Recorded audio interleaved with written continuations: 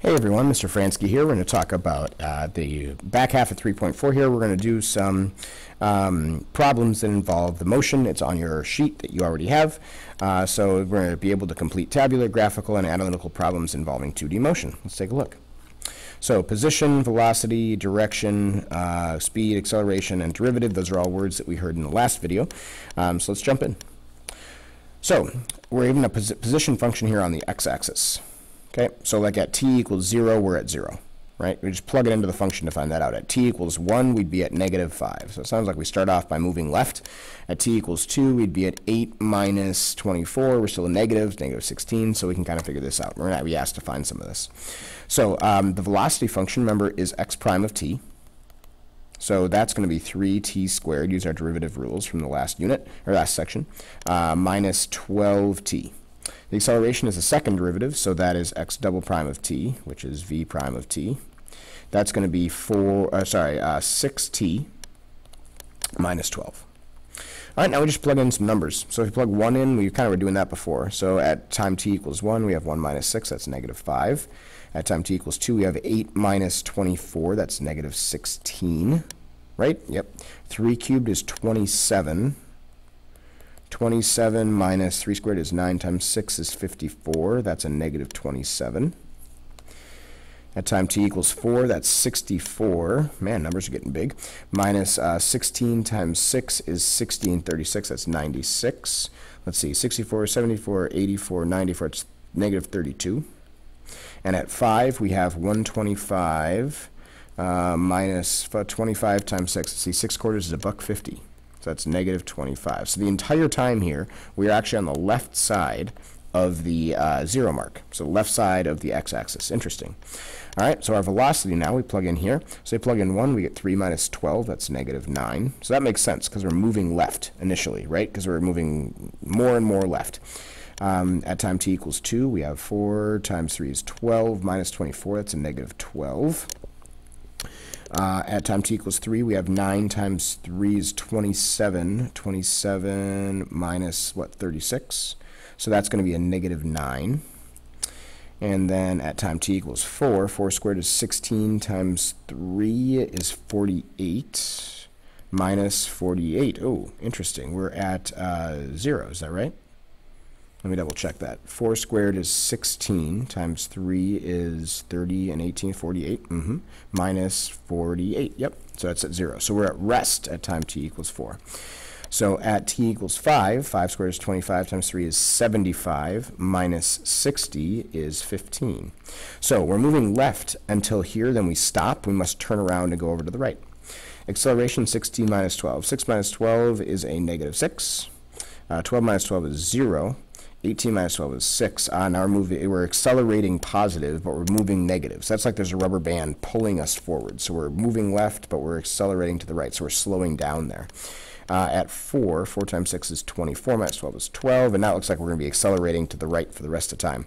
5 times 6 is 30, minus 12 is 18. Okay, so direction of travel, that's told us by the velocity. Here is left, here is still left, here is still left. Here we are at rest. We're not moving at all. 0. And then at t equals 5, we're moving to the right. Do right so we don't confuse that with rest.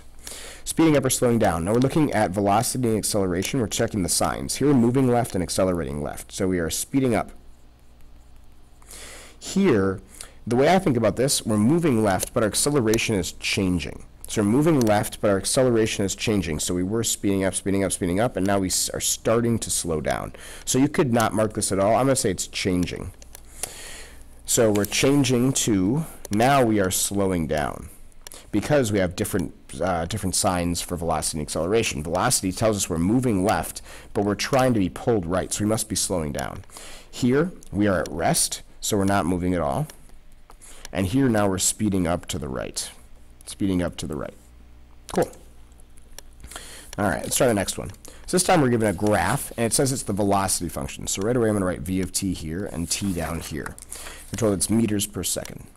So like at time t equals 1/2, looks like we're at like 3.5 meters per second. Okay, so this tells me how fast I'm moving. It looks like I'm moving to the right. This entire time, this is what students always get confused about. This entire time I'm moving to the right because I have a positive velocity. Left in between 1 and 3, and then right on the right. Particle is at rest at t equals 1 and t equals 3, because that's where it's 0. Right? We're not moving at all. What interval is a particle moving forward? We just talked about that. That was 0 to 1 and 3 to 4. Right? That's where we have positive velocity. That's all you have to look at. Where's the acceleration positive? Interesting. So that means that v prime is greater than 0. Positive acceleration means the derivative of the velocity is greater than 0. So that means I'm looking for positive tangent lines. Well, it looks like we have positive tangent lines on the right-hand side. So that's going to be from 2 to 4. When is a particle's acceleration 0? That's when v prime of t is going to be equal to 0. Horizontal tangent. Looks like that happens at t equals 2. Speed of the particle at t equals 2. At t equals 2, the speed of the particle is the magnitude of the velocity. So we're moving at -3 meters per second, but speed, remember, is the absolute value of velocity. It doesn't care about direction. So, so absolute value of v of 2 is going to be +3 meters per second. There we go. Cool. Not too bad. Positive, that, make sure that doesn't get lost there. There we go. 3 meters per second. All right. Next up, we got a graph. This is velocity. Like I said, they often give you velocity, and then we have time on the x-axis. They ask for the maximum speed. So maximum speed, remember, speed could be positive or negative. So I'm looking for furthest away from 0. It looks like 60 meters per minute. Okay. When is the particle moving backwards? Well, that's just when we have a negative velocity. So that's from 30 to 50. Sorry, 55. Look at that. That's sneaky. 30 to 55. When is the particle furthest to the right? We're going to talk a lot more about this, but let's see if we can figure it out. Well, we start off not moving at all.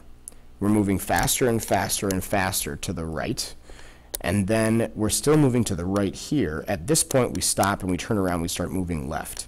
So we spent all of this time moving to the right. This is going to be spent trying to get back to where we started. So if this was like on the x-axis, let's say we start at 0. We're moving to the right all of this time. Right. This little bit, we start moving backwards a little bit, but it's not going to be enough to cancel out everything that's happened. So I think the furthest right at t equals 30. Cool. All right, now they ask us to graph the acceleration, and they ask for the units as well. So remember, this is the slope of velocity. So if I've got v of t going on here, the slope here, I'm going to do rise over run, 60 over 10. 60 over 10 is 6. So I'm going to get 6. And are we differentiable here and here? I don't think we are. So we need open circles on both ends. Okay, so there's the beginning of our velocity function. Now from 10 to 15, we have a slope of 0. So 10 to 15 would be like this. Nothing. From 15 to 40, we got to do some rise over run here. Let's see. It looks like it's -1 though. But if we did rise over run, it looks like we drop 40 in 5, 10, 15, 20, 20. Oh, sorry, we don't drop 40. We drop, what is that, 100? Yep. So we change in y is -100. Over change in x from 15 to 40 is 25. Looks like that is a drop of -4. So we're at -4 from 15 up until 40. And then from 40 to 50, looks like we rise 40 and run, sorry, this is 55, rise 40, positive 40, and we run 5, 10, 15. So 40/15ths, that reduces to what, 8/3? Divide them both by 5. So 8/3 is 2.6 repeating, so it's about here. There it is. 55. I keep saying it's 50. It's 55. There we go. Now they ask for units. Units is the slope of this line. So that's going to be meters per minute divided by time, which is minutes. So that is meters per minute squared. And that's all there is to it. Hope you learned something here, doing a couple examples with motion. I will see you guys in the next video. Love you guys. That's why I'm here. Have a great day.